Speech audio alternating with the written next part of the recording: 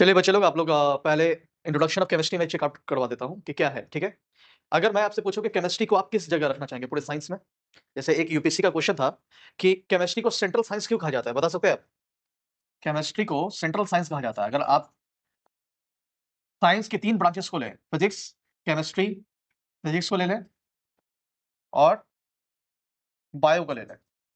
Math language है, ध्यान रखिएगा। Math is the language of the science या math is the language of physics. आप ये समझ सकते हैं। तो केमिस्ट्री को सेंट्रल साइंस क्यों कहा जाता है? कोई वजह आपको पता है? इसकी 2 वजह है। पहला कि जितने भी जो पहला साइंस था, द फर्स्ट साइंस जो था, वो हमारा केमिस्ट्री था। पहला साइंस, क्योंकि आदिवासियों के पास ना तो मैथमेटिक्स के कोई रूल थे, ना फिजिक्स के कोई रूल थे। उनका पहला काम था कि भाई जिंदा रहो, और जिंदा रहने के लिए उनको आग आग बनाने की जरूरत थी। उनको आपने पढ़ा होगा कि सबसे पहले कौन सा एज आया, आपको पता होगा सबसे पहला कौन सा एज आया? आयरन एज आया, फिर कॉपर एज आया। तो ये सिविलाइजेशन जो चला है, वो केमिस्ट्री की वजह से चला है। अगर आग की खोज नहीं होती तो खाना नहीं बना सकते थे।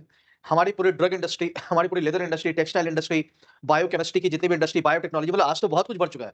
तो एक बार यूपीएससी में क्वेश्चन आया था कि केमिस्ट्री को सेंट्रल साइंस क्यों कहा जाता है? इसकी 2 वजह है। एक कि ये एक ऐसा मात्र साइंस है जो दोनों को टच करता है, फिजिक्स को भी और बायो को भी। अगर आपको केमिस्ट्री अच्छा करना है, तो आपको दोनों लेके चलना होगा, फिजिक्स भी और बायो भी।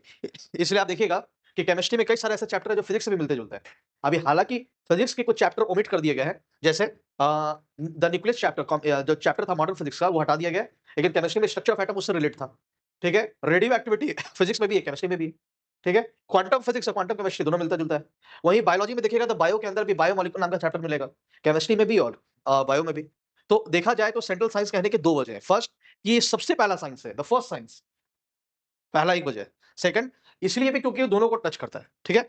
मैथ साइंस का हिस्सा मैं नहीं रखता हूँ, क्योंकि मैथ जो है क्वीन ऑफ सब्जेक्ट है। इसको क्वीन ऑफ सब्जेक्ट कहा जाता है, क्वीन ऑफ सब्जेक्ट।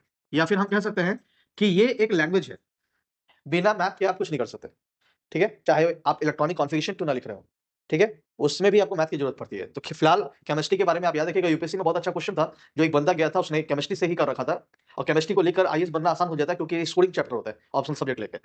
तो उनसे उनसे पूछा गया था कि भाई, केमिस्ट्री को जितने भी हिस्टोरियन जो हैं, उन्होंने इसको सेंट्रल साइंस क्यों रखा है? तो उन्होंने जवाब आप ऐसे देंगे, ठीक है? 2 वजह से। सेकंड चीज़ है कि आजकल जो केमिस्ट्री के जो क्वेश्चन है, ठीक है ना? वो सबसे ज़्यादा पूछे जाते हैं, अभी जो न्यू सिलेबस जो आया है, आप पूरा फोकस आप करें ऑर्गेनिक।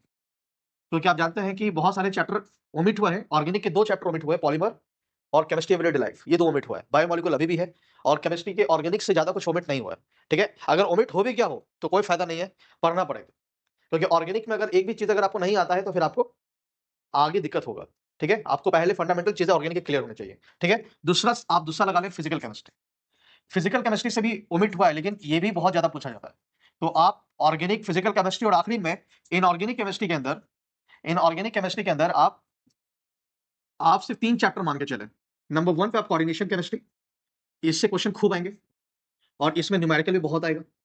सेकंड, कोऑर्डिनेशन केमिस्ट्री के बाद पी ब्लॉक दूसरे नंबर पे आप रख सकते हैं, ठीक है ना? अब बोलेंगे सर पी ब्लॉक तो हट गया, लेकिन याद रखिएगा 11th वाला पी ब्लॉक हटा है, 12th वाला पी ब्लॉक नहीं हटा है। ग्रुप 13 से लेकर 18 तक अभी भी है, ठीक है?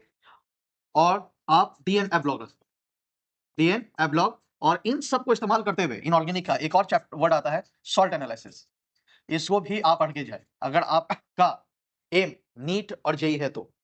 ठीक है? फिजिकल केमिस्ट्री में आप सबसे पहले नंबर 1 पे आप इक्विलिब्रियम को रख दें। खूब क्वेश्चन पूछे जाते हैं, भर-भर के क्वेश्चन आते हैं। सेकंड, आप थर्मो रख लें, बहुत लंबा चैप्टर है। सेकंड, सॉल्यूशन रख दें। फिर आप केमिकल काइनेटिक्स रख दें, और बाद में आप इलेक्ट्रो रख लें। रेडॉक्स उसी का हिस्सा आ जाएगा। क्योंकि अगर आपको इलेक्ट्रो पढ़ना है, तो आपको रेडॉक्स रिएक्शन आना चाहिए, रेडॉक्स के बारे में आपको पता होनी चाहिए। आइए मैं कुछ बेसिक और फंडामेंटल